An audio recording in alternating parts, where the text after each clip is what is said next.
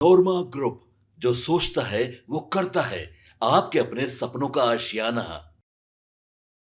अभी अभी बिहार की राजनीति से एक बड़ी खबर आ रही है और यह बड़ी खबर जनता दल यूनाइटेड की तरफ से आ रही है। जनता दल यूनाइटेड, जैसा कि आप सभी जानते हैं कि एकमात्र एमएलसी की सीट जो खाली थी, उस सीट पर ये जनता दल यूनाइटेड को अपना कैंडिडेट देना था और इस बात का फैसला एनडीए गठबंधन के घटक दलों ने कर दिया था। खास करके भारतीय जनता पार्टी ने इस सीट पर अपनी उम्मीदवारी छोड़ दी थी और ये सीट नीतीश कुमार को दिया गया था। आपको बता दें कि नीतीश कुमार ने इस सीट पर उम्मीदवार का नाम फाइनल कर लिया है और जैसा कि हम पहले से आपको बताते आ रहे थे कि इस सीट पर भी नीतीश कुमार किसको भेजेंगे, हमने पहले ही आपको बता दिया था कि जिस तरह का माहौल बना हुआ है उस माहौल के अनुसार नीतीश कुमार फैसला करने से पहले बहुत सारी बातों पर गौर करेंगे और आने वाले 2025 के चुनाव को इस पर मद्देनज़र रखते हुए इस पर फैसला लिया जाएगा। जैसा कि हमने पहले भी आपको बताया था कि इस सीट पर कई लोगों के नाम लिए जा रहे थे। कहा जा रहा था कि मनीष वर्मा इस सीट पर कैंडिडेट चुने जा सकते हैं। इसके साथ साथ और भी कई नाम सामने आ रहे थे, लेकिन हमने आपको बताया था कि इस सीट पर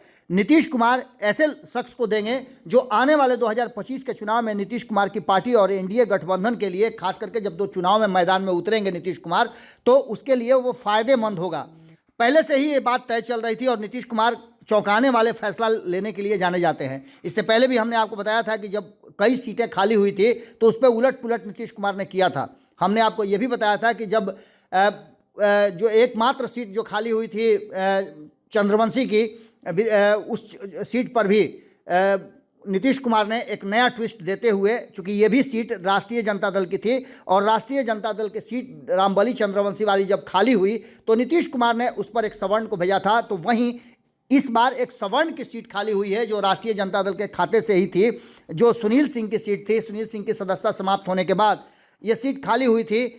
सुनील सिंह की जगह पर अब ये सीट जो है वो एनडीए गठबंधन के पास जानी थी और एनडीए गठबंधन के घटक दलों ने इस सीट पर उम्मीदवार जो है वो फाइनल करने के लिए अधिकृत कर दिया था नीतीश कुमार की जेडीयू को। नीतीश कुमार की जेडीयू की तरफ से अभी अभी इस बात की घोषणा कर दी गई है और इस घोषणा के साथ साथ हम आपको बता दें कि हम पहले ही आपको बता रहे थे कि 23 जनवरी को विधानसभा में वोटिंग होगी, उसी दिन सब कुछ तय कर लिया जाएगा। इन सारी बातों को लेकर के आपको बता दें कि जो परिस्थितियां बनी थी पिछले साल, उसके बाद से कई तरह की बातें सामने आई थी। सुनील सिंह की सदस्यता समाप्त हुई थी क्योंकि उन्होंने नीतीश कुमार की मिमिक्री की थी।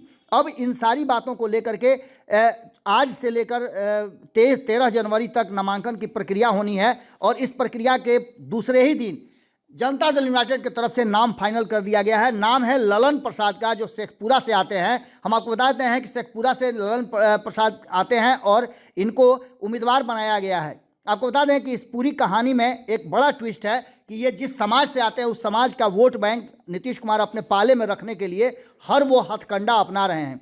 आपको ये भी पता था कि इस सीट पर चुनाव जो है वो बिना किसी हिल हुज्जत के हो जाएगा और 23 जनवरी को विधानसभा में इसकी वोटिंग होगी और उस वोटिंग के दिन ही इसका परिणाम भी आ जाएगा।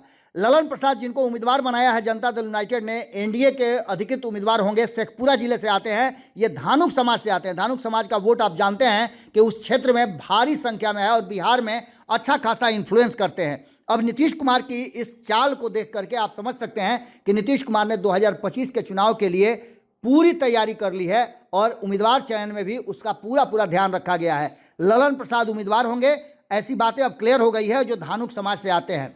अगली खबर जैसे ही आती है हमारे पास, हम आपसे फिर जुड़ते हैं। बहुत बहुत धन्यवाद। आपके सपनों को हमने सजाया है, ई होम्स पैनोरामा को हमने बनाया है। ई होम्स मेरा एक सपना था जिसपे मैं पिछले 4 साल से काम कर रहा था। हमने जो बनाया है वो सबने है माना। ई होम्स पैनोरामा में हो आपका भी आशियाना। और फाइनली हमने 2021 में इस प्रोजेक्ट को लॉन्च किया। बहुत लोग अप्रिशिएट कर रहे हैं कि पूर्णिया जैसे शहर में, बिहार के, एक तो बिहार की बात करें उसमें भी पूर्णिया जैसे छोटे जगह में इस तरह का लाइफस्टाइल देना, ये सुन के हम लोगों को बहुत अच्छा लगता है।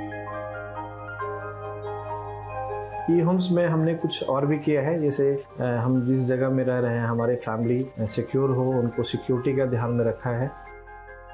आपकी सुविधा और सुरक्षा आपके लिए खास है, ये आपका विश्वास है। इसमें आर्टिफिशियल इंटेलिजेंस का 7 लेयर सिक्योरिटी का हमने इस्तेमाल किया है। लस ग्रीन कैंपस को बनाया है। यदि हमारा बाउंड्री वाल है तो वो वर्टिकल गार्डन है।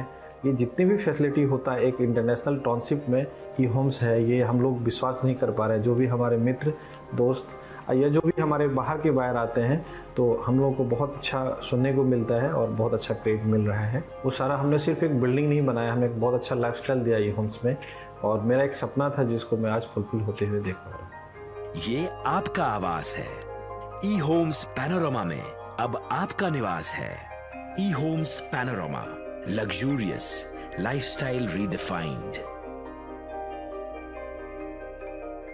पनोरमा ग्रुप, जो सोचता है वो करता है। अगर ये वीडियो पसंद आई और वह बिहार के राजनीति और बिहारियत से सरोकार रखेनी तो सब्सक्राइब बटन दबा के चैनल के सब्सक्राइब कर ली। ओजे एगो घंटी बा, ओकरा बटन दबा देला से कुल सटीक और मारक खबर रुआ मुफ्त में मिल जाई। अगर रुआ पत्रकारिता के हमनी के नया प्रयोग में सहयोग कर चाहतानी तो ज्वाइन बटन दबा दी।